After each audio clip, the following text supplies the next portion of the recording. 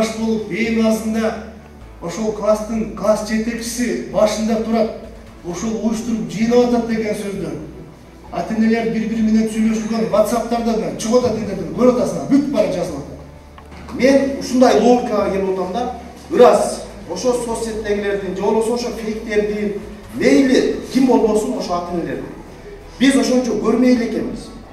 Эч нерсебиз жетпейт экен. Анда неге биздиге балдарын берип, алар келечекти тапшырып атат? Вот мен ойлондурган ушул нерсе болуп атат да. Эгерде бул ситуация болгондо ким жазат эле? Ата-эне эмнеге жазып атат аны? Ата-эне силерге ишенип берип атат баланы. Ошол балам силерге барып, тарбия алып, окуп, чоңоюп, ошол бир жакшы бир адам болуп чыгат. Ана силерге баргандан жанагы статусу жазат да ата-энеси. Мына акыркы убакта интернетте информатика китеби боюнча чын болуп кетти. Сиздин интервьюңузду көрдүм. Теги Нурсултан деген жигиттин интервьюсун көрдүм. Гагарин мектептин интервьюсу чыгып атат.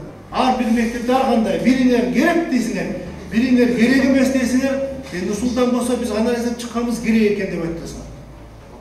А кандай эме жаралып атат шаарда, коомдо? Жөн эле побор деп атат. А эмне үчүн баасы бирдей эмес? Биринде 50 сом, биринде 55, биринде 65. Не андай болуп атат ситуация? Эмне үчүн бир баа коюлбайт? Айтчы сен, Нурсултан.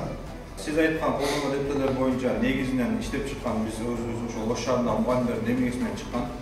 Себеби бул дагы жоктуктун айынан болот.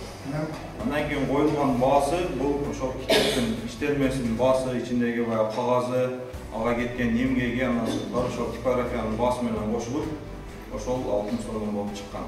60 сом деп айтып атасыңар. Мына телевиденияда 55 сомдон алды, бирөө 65тен алдым деп жүрөт. А бул жагынан да ким мындай кошот атат? Сиз 60 сом деп атасыз. Мына Макаренко мектептин окуучуларына айтып атат, алар 55тен алды деп атат, чынбы? Башка Гагарин бир мектепте 65тен алды деп атат. А эгерде ушундай болуп калса эмне аны контроль кылбайсыңар? Комиссия түзүп ушул боюнча. Независимый директорлордон кошкулар. Теги профсоюздан кошкулар. Бир иликтеп чыккылар. Көрөңүз анан кимдики туура эмес экен. Информатика боюнча мугалимдерден кошкулар. Көрсүн ошону.